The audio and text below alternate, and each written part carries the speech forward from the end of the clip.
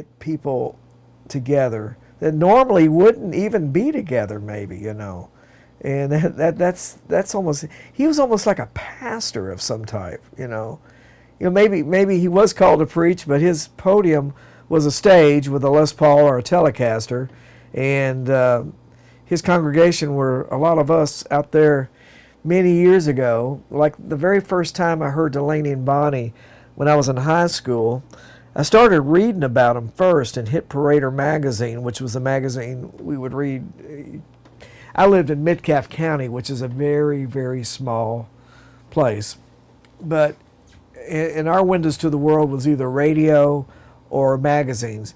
And I remember that the critics started picking up on Delaney and Bonnie, and there was always really great articles about Delaney and Bonnie, but it was more so, it was all about the whole band. You know, Bobby Whitlock would be involved, Jim Gordon, Carl Radle, and the different players.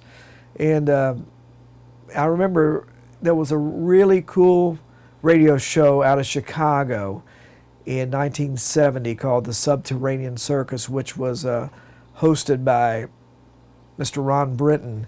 And the first time I heard Delaney and Bonnie was actually the Delaney and Bonnie on Tour album that came out from the tour in England. And then I think about a month later, my good friend Tommy Lane Shirley, who had one of the first cool 8-tracks in his Chevrolet around Edmonton, Kentucky, we would go around the square blasting that's, you know, the rock and roll melody and all that. So some amazing memories. And Delaney was actually he was teaching us way back then. We just didn't know it. Then when I finally met him, I'm going, wow. I just can't imagine what it was like back when him and Bonnie were together. You know, it was like a magnet, I would say, for sure.